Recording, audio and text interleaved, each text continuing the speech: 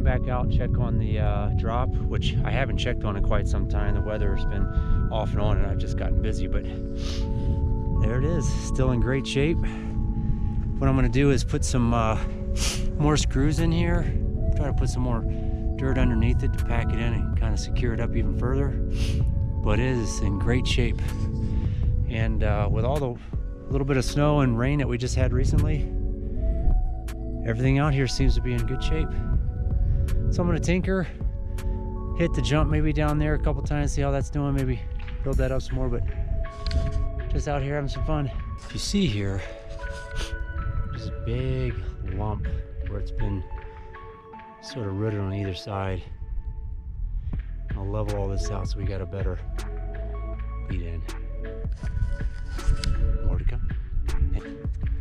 I think I'm done at least with this part leading up to the drop.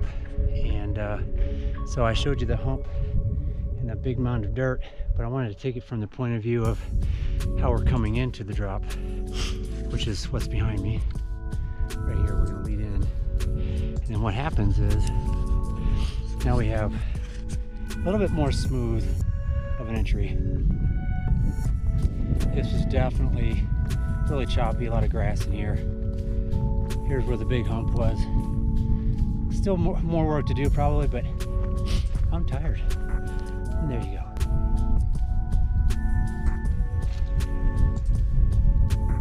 Made it a little less of a face right in there.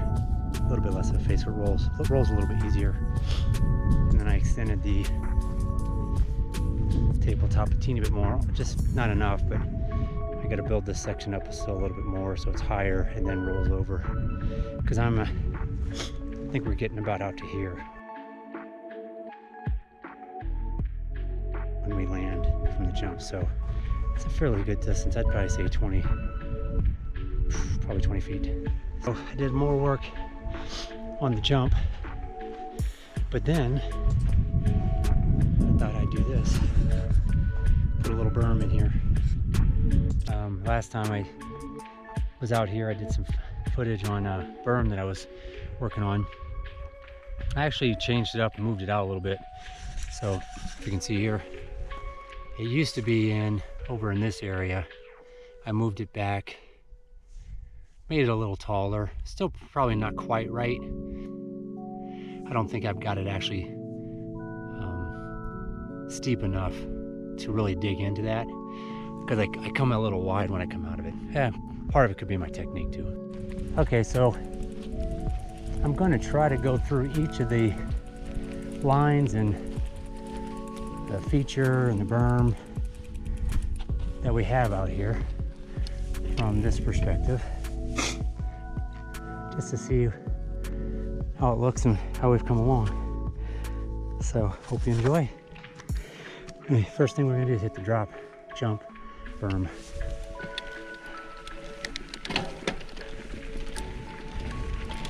Drop, jump, berm. We're gonna carry over here, we're gonna extend this line. Make it a lot better, cleaner. Little jump here. And a jump here. That carries pretty quick even with the heavy sand. So, and it just takes off from here. Another sort of drop rolling, but it leads into what we're probably gonna create, another mini drop that's flat off of this roll-in, that you can even alternately take a line to the berm, which is really what I'm gonna do. Sorry, I'm out of breath. Here we go.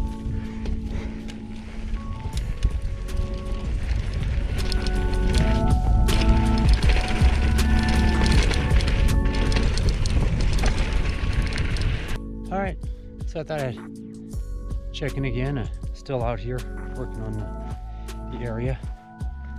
So I wanted to, as I was out here, notice something fairly interesting. Someone actually wrote it and didn't pay attention to it before, but if you can see up here, it's actually sizable. Well, it could be a drop, but right now with people, it looks like they rolled into it once. It's a good view of how this drops in. So if you were on the bike, it's blind about this point. So if you really wanted to, you could come up, leap into it. It's got a good gradual drop, or you could just roll. But this big berm here has been here naturally for a long time. I think someone worked it once a while ago.